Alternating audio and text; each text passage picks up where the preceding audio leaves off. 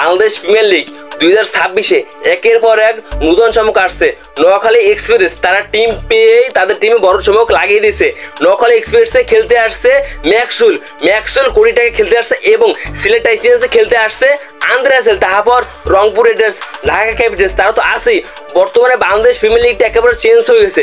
তারা বর্তমানে বাইরের বড় বড় প্লেয়ারদেরকে নিয়ে কাজ করতে আছে। ইতিমধ্যেই রংপুর রাইডার্সে যুক্ত হয়ে গেছে কাল মেয়ার্স, ফাহিম আশরাফ, খোয়াজান আহমেদ। তারপর সিলেট টাইটান্সে যুক্ত হয়ে গেছে কুশল মেন্দিস, পাতুম নিসেঙ্গা। তারপর ঢাকা ক্যাপিটালসে যুক্ত হয়েছে জেসন রয়, কুইন্টন ডিকক, তারপর সাইব হাসান।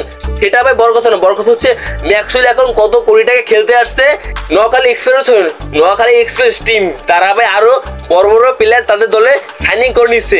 নিকোলাস পুরান, তারপর মার্কাস স্টয়নিস, দেখুন ভাই তারা বর্তমানে দারুণ ফর্মে আছে, এই আইপিএল খেলে, তারপর আরো অনেক লিগে খেলে থাকে। তাদের কত কোটি টাকা এই নোয়াখালী এক্সপ্রেস তাদের দলে চুক্তিবদ্ধ করে নিছে। এবারে আসলে পশ্চিম বরিশাল অংশগ্রহণ নিতে পারে তাদের কিছু ভুলের কারণে এবং তাদের সংকটের কারণে পশ্চিম বরিশাল এবার অংশগ্রহণ নিতে পারে। এবারের বিপিএলটা একেবারে ভিন্ন রকম হতে আসে এবং এবারে বিপিএলটা একেবারে আইপিএল এর ক্যাটাগরিতে হতে যাচ্ছে।